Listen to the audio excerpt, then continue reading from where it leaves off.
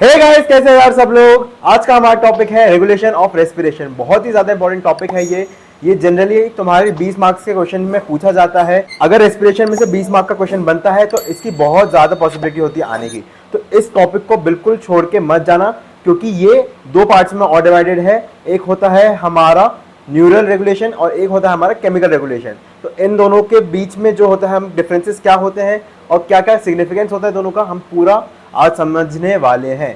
तो पूरा lecture and तक देखना, और अगर तुम लोग नए हो तो चैनल को सब्सक्राइब जरूर करके जाना। हमारा ये ऑलमोस्ट जो है रेस्पिरेशन की यूनिट आई गेस खत्म होने वाली है।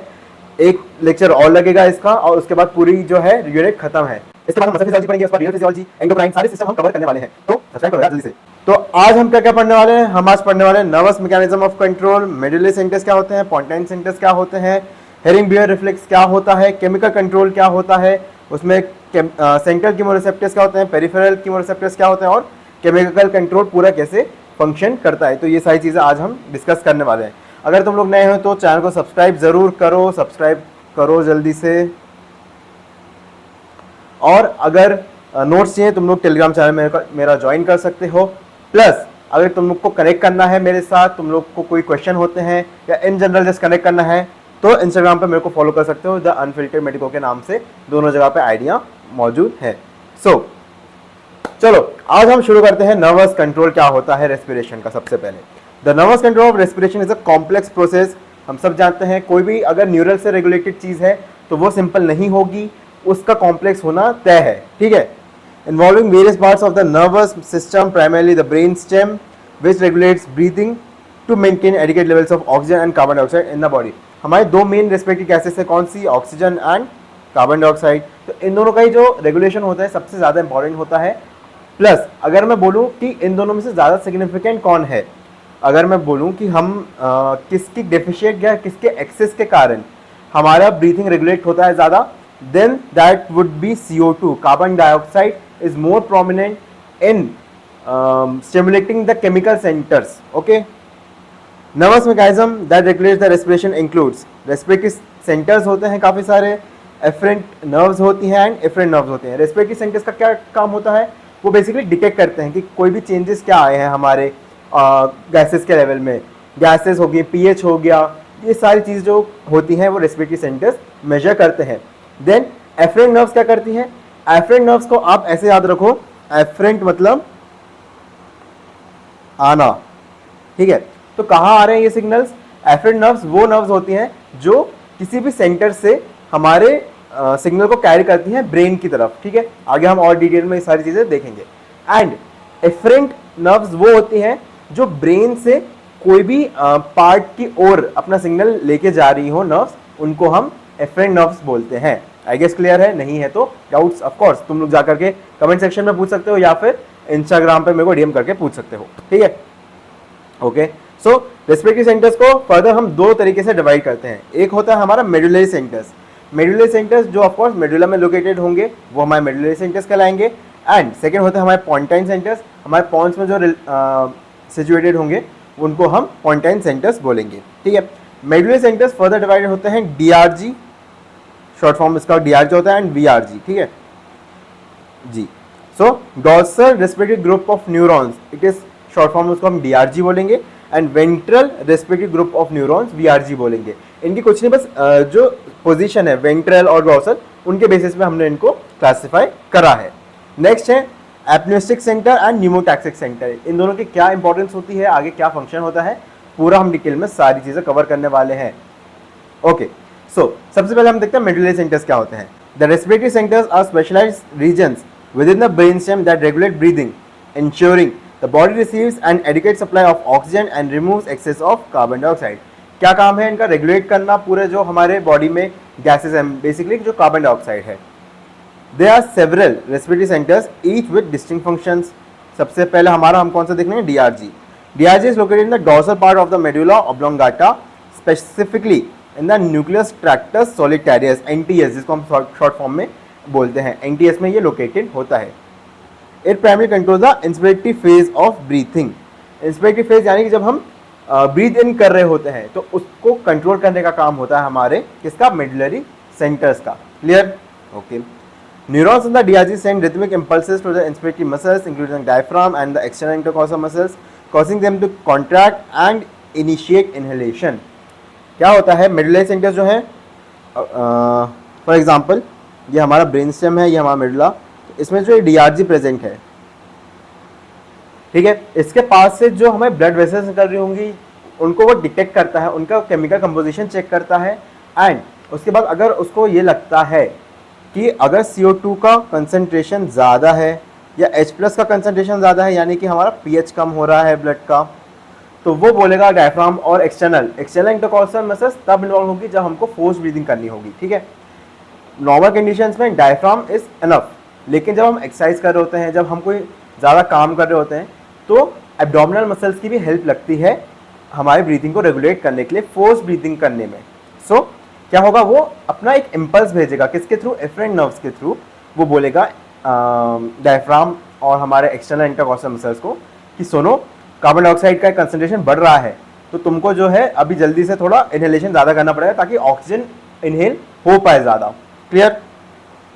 DRG receives inputs from various sources including chemoreceptors, pulmonary stretch receptors and higher brain centers.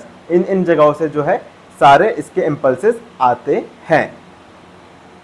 सो क्या हुआ, यहाँ पे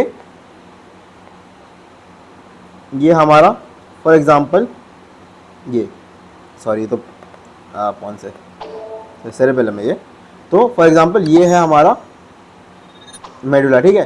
तो मेडुला में ये प्रेजेंट है हमारा कौन, डीआरजी प्रेजेंट है। इसने क्या कहाँ से लिया, हमारे कीमोरिसेप्टर्स से लिया सिग्नल,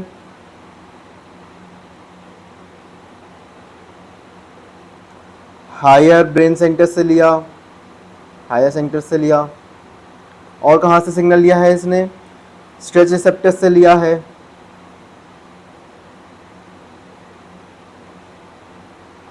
इन सब के बाद ये जो सिग्नल आया है इस पे, उसने उसको एनालाइज करा, पूरा एनालिसिस होगा उसका, ठीक है।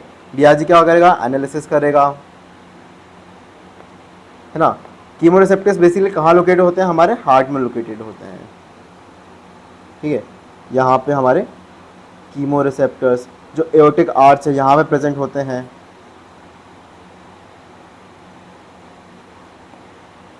आर्च ऑफ एओर्टा पे जनरली प्रेजेंट होते हैं कीमोरिसेप्टर्स। सो उसके बाद क्या होगा, ये जो है सिग्नल्स भेजेगा कहाँ पे, ये सिग्नल्स भेजेगा हमारे डायफ्राम और एक्सटर्नल इंटरकॉस्टल मसल्स को, ठीक है।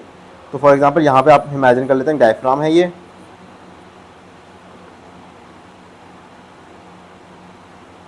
यहाँ पे इसने सिग्नल्स भेजे हैं, ये कौन सी हमारी एफरेंट नर्व्स हो गई, और यहाँ कौन सी होंगी, एफरेंट होंगी, क्योंकि वो आ रहा है ब्रेन स्टेम की तरफ। यहाँ से इसने डायफ्राम को स्टिमुलेट करा और बोला कि जल्दी से तुम अपना रेट ऑफ ब्रीथिंग बढ़ाओ, डेप्थ बढ़ाओ, ये सारी चीज़ें बढ़ाओ ताकि ऑक्सीजन और अंदर आ पाए। Clear? Okay, I guess clear होगा। ये पूरा डायग्राम जो है स्कीमेटिक मैंने इसलिए अभी बनाया। नेक्स्ट मेडुलरी सेंटर्स में आता है हमारा VRG यानी ventral respiratory group. The VRG is situated in the ventrolateral part, nucleus ambiguus and nucleus retroambiguus में प्रेजेंट होता है। ये सारे न्यूक्लियस जो होते हैं ना, बेसिकली मैं बताऊँ कुछ नहीं होता है, जब हम ब्रेन को काटते हैं, ठीक है। फॉर एग्जांपल मैं बहुत रफ डायग्राम बनाता हूँ, तुम लोग समझ लो अपने हिसाब से। ये हमारा ब्रेन का कट सेक्शन है, तो न्यूक्लियस ट्रैक्टस सोलिटैरियस हो गया, NTS हो गया, न्यूक्लियस एम्बिगस हो गया, है ना, न्यूक्लियस रेक्ट्रो एम्बिगस हो गया। तो ये सारे सेंटर्स प्रेजेंट होते हैं हमारे अलग अलग लेवल्स पर प्रेजेंट होते हैं। मैंने इसमें एक में बना दिया है, बाकी अलग अलग लेवल्स पर प्रेजेंट होते हैं। तो ये वहाँ से सारी चीज़ें रेगुलेट करने का काम करते हैं। डिफरेंट सेक्शंस होते हैं हमारे ब्रेन के, पार्ट्स होते हैं, ठीक है। तो it is involved in both inspiration and expiration, though its role is normal quiet breathing is relatively minor. Normal quite breathing हो रही है तो VRG ज़्यादा स्टिमुलेटेड नहीं रहेगा, उसका कोई रोल इतना ज़्यादा नहीं रहेगा। लेकिन जब हमको फोर्स ब्रीदिंग करनी पड़ेगी देन उसका स्टिमुलेशन बढ़ जाएगा एंड उसका इन्वॉल्वमेंट ज़्यादा हो जाएगा। ड्यूरिंग फोर्स्ड और active breathing such as during exercise, the VRG becomes more active and contributes to the recruitment of additional muscles of expiration. दोनों चीज़ों में, इंस्पिरेशन में भी एंड एक्सपिरेशन में। एक्सपिरेशन में ज़्यादा प्रोमिनेंट है ये इसका रोल, ठीक है। सो क्या होगा, अगेन स्कीमेटिक डायग्राम बना लेते हैं। ये हमारा ब्लैक से बना देता हूँ उसको। ये हमारा VRG है, ठीक है, VRG नहीं VRG, ठीक है, गंदा जो आई नो। यहाँ से क्या होगा, अगेन सिग्नल्स आ रहे हैं, ये कौन सी एफरेंट नर्व्स लेके आएंगी। देन क्या होगा, फॉर एग्जाम्पल कहाँ से सिग्नल आएगा इसका हमारा, हम एक्सरसाइज जब कर रहे होंगे, एक्सरसाइज कर रहे हैं तो वहाँ से सिग्नल आया। देन उसके बाद इसने क्या करा, इसने जो है सिग्नल भेजा, किस किस को भेजा, यहाँ पे कौन प्रेजेंट है, डायफ्राम प्रेजेंट है अगेन, डायफ्राम प्रेजेंट है एंड ये कौन क्या है, हमारे एब्डोमिनल मसल्स। सो यहाँ से एक सिग्नल जो है एब्डोमिनल मसल्स की तरफ जाएगा एंड दूसरा जाएगा डायफ्राम की तरफ, और ये क्या करवाएगा इनसे, ये करवाएगा इनसे forced expiration. Clear, force expiration में इसका ज़्यादा रोल होता है। क्लियर, आई गेस क्लियर है, नहीं है तो कमेंट सेक्शन में या फिर DM कर सकते हो मेरे को इंस्टाग्राम पे, जितने भी तुम्हारे डाउट्स होते हैं उनके लिए मैं सबका रिप्लाई करता हूँ, ठीक है। सो पोन्टाइन सेंटर्स, अब आते हैं हम मेडुला से आगे हैं हम पॉन्स की तरफ। क्लियर, सो न्यूमोटैक्सिक सेंटर का क्या रोल होता है, pneumotaxic centre is located in the upper pons, specifically in the nucleus parabrachialis. अगर तुमको न्यूक्लियस याद नहीं होते हैं, it is not a problem, it is not a major problem, नहीं होते भाई, किसी को इतना डिटेल में याद नहीं रहता है, सो उसकी तुम लोग चिंता मत करना। Clear, it modulates the duration and depth of each breath by inhibiting the inspiratory nucleus in the DRG। Duration कि कितने इंटरवल पे हमारी ब्रीथिंग होनी है, इंटरवल पहला। नेक्स्ट है हमारा डेप्थ, यानी कि कितनी हमको गहरी सांस लेनी है या छोड़नी है। Clear, bye inhibiting the neurons in the DRG, ये DRG को रेगुलेट करता है। इसका हमने पढ़ा था DRG पे उसके भी अपर सेंटर से आते हैं, तो उसका अपर सेंटर कौन बना, यहाँ पे बना हमारा न्यूमोटैक्सिक सेंटर, उसका अपर सेंटर बना है एंड वहाँ से ये सारी चीज़ें रेगुलेट होती हैं। न्यूमोटैक्सिक सेंटर बोलता है कि यार देख, जो डेप्थ है बहुत ज़्यादा हो रही है तो कम कर दे इसको, कम हो रही है तो ज़्यादा कर दे, है ना। काफ़ी जल्दी ब्रीथिंग कर रहा है तो धीरे आराम से ब्रीथ कर, कोई जल्दी नहीं है, लेकिन अगर एक्सरसाइज के दौरान हमको जल्दी ब्रीथिंग की ज़रूरत है तो वो उससे भी वो करवाएगा कि जल्दी ब्रीथ लें। Clear, okay. The pneumotactic center helps regulate breathing rate and prevents over inflation of the lungs by limiting the duration of inspiration. Hering-Breuer reflex I guess इसी में है या मैं पढ़ा चुका हूँ पहले, याद नहीं आ रहा। Hering-Breuer reflex एक होता है कि हमारे जो हमारे लंग्स होते हैं उनकी एक सर्टेन कैपेसिटी होती है कि वो कितना स्ट्रेच कर सकते हैं, वहाँ पे स्ट्रेच रिसेप्टर्स प्रेजेंट होते हैं।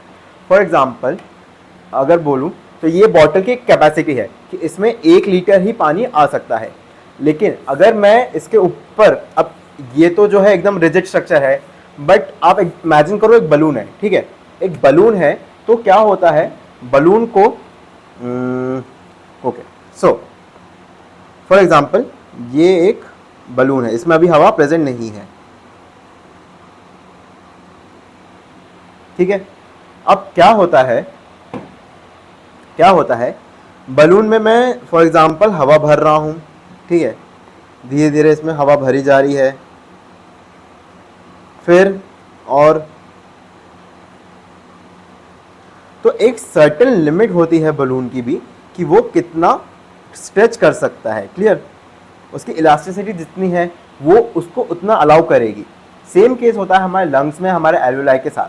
अब अगर इसकी कैपेसिटी से ज़्यादा मैंने इसको स्ट्रेच कर दिया तो क्या होगा, ये जो बलून है फट जाएगा।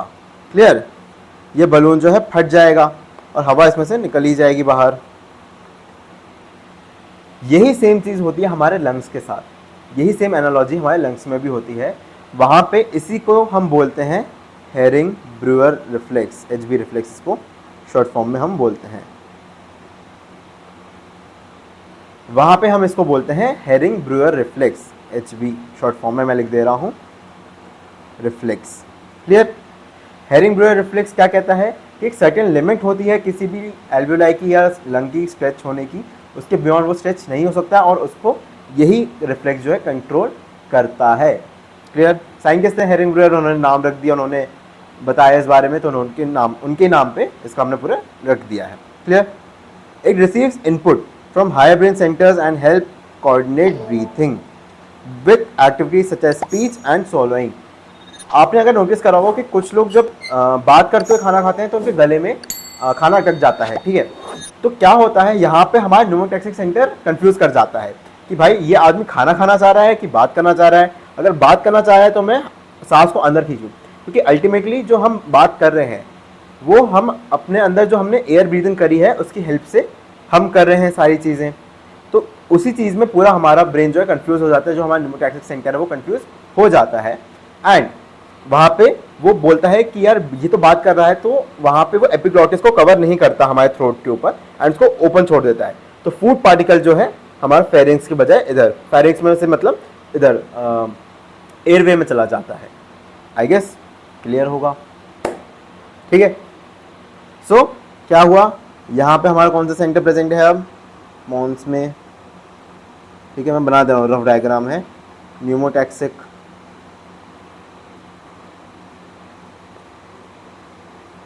न्यूमोटैक्सिक सेंटर प्रेजेंट है एंड ये क्या रेगुलेट कर रहा है, ऑफ कोर्स ब्रीथिंग को, डेप्थ को, है ना, डेप्थ को और इंटरवल को, डीआरजी को, ये इन सब चीज़ों को रेगुलेट कर रहा है। और इसकी कहाँ से आ रही है, एफ्रिन कहाँ से आ रही है इसकी, ऑफ कोर्स केमिकल रिसेप्टर से आ रही होगी। सो ये है हमारा न्यूमोटैक्सिक सेंटर, तो ये है हमारा न्यूमोटैक्सिक सेंटर, क्लियर। नेक्स्ट है हमारा apneustic centre. Apneustic center is also located in the pons, specifically in the lower pons near the border with the medulla. Clear? It appears to promote inspiration by stimulating the inspiratory neurons in the DRG. DRG को ये stimulate करने का काम करता है. However, its exact role is in normal breathing is still not fully understood. इसका हमने पूरी तरीके से एनालिसिस अभी नहीं करा है. The apneustic center is thought to have a facilitatory effect on inspiration as prolonged stimulation of this center can lead to prolonged inspiratory gaps known as apneustic breathing.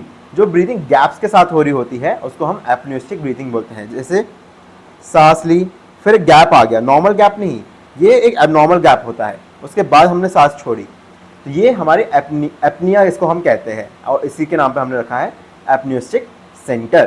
Clear? Okay, ये हमारी balloon analogy होगी पूरी। Okay, herring-Breuer reflex आई गया finally, जो मैंने अभी पूरी बात करी उसको हम पूरा भी एज अ थ्योरी के फॉर्म में पढ़ लेते हैं। The Hering-Breuer reflex also known as inflation reflex, protective mechanism that helps regulate the depth and frequency of breathing by preventing over inflation of the lungs during inspiration and promoting expiration when the lungs are stretched beyond a certain threshold. जैसे कि यहाँ पे क्या हुआ, balloon जो है अपनी एक सर्टेन थ्रेशोल्ड पे आ गया, ठीक है। डायग्राम गंदे हैं, आई नो, लो, ठीक है। सो एक सर्टेन इसकी थ्रेशोल्ड है, एक सर्टेन कैपेसिटी है, इसके बियॉन्ड अगर मैंने स्ट्रेच करा तो वो रप्चर कर जाएगा। सेम केस है हमारा लंग्स के साथ।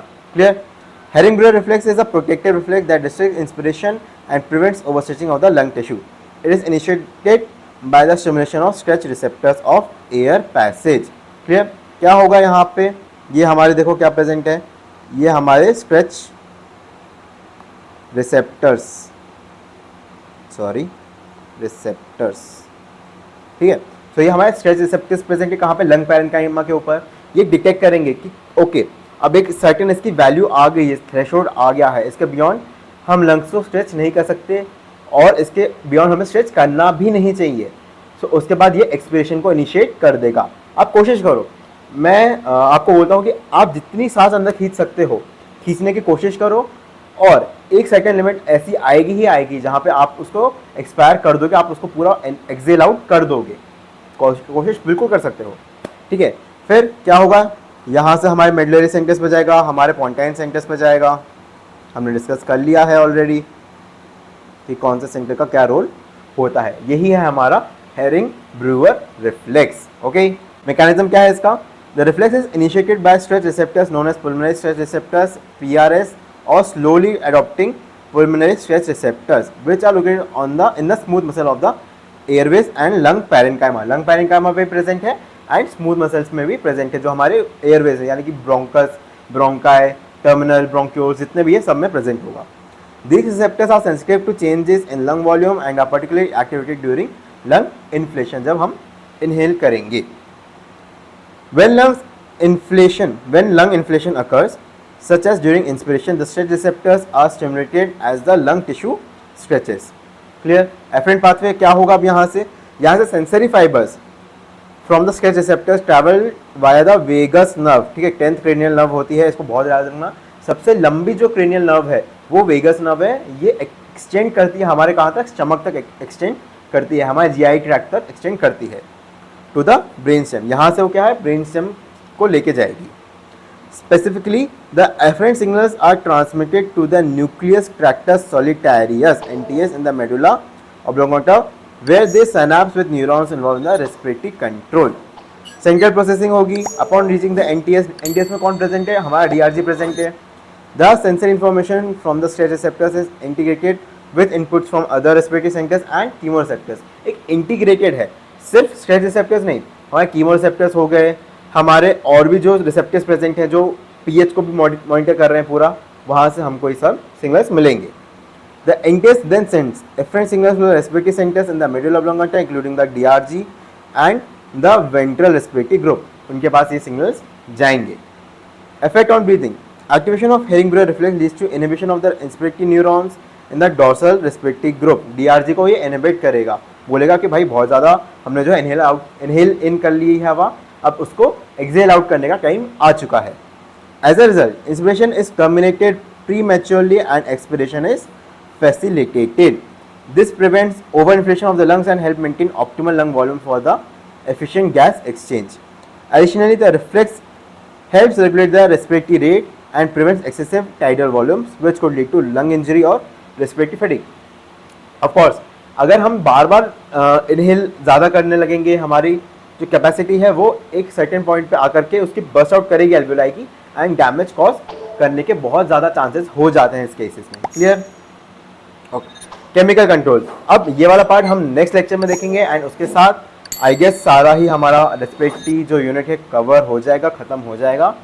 तो तुम लोग यार अगर नए हो तो चैनल को सब्सक्राइब ज़रूर करो, ठीक है। अगर नोट्स चाहिए तो तुम लोग मेरा टेलीग्राम चैनल ज्वाइन कर सकते हो, वहाँ पे तुमको सारे नोट्स मिल जाएंगे। कोई भी डाउट्स होते हैं मेरे को बिना किसी हिचकिचाहट के तुम लोग डीएम कर सकते हो या यूट्यूब कमेंट सेक्शन में पूछ सकते हो, और सब्सक्राइब ज़रूर करके जाना। ऐसे ही मैं तुम्हारे लिए सारे वीडियोस लाता जा रहा हूँ, हम सारे यूनिट्स कवर करने वाले हैं, जल्दी जल्दी आएंगे सारे जो लेक्चर्स हैं, I promise you that. So with this आज का हम लेक्चर खत्म करते हैं, मिलते हैं अगले वीडियो में।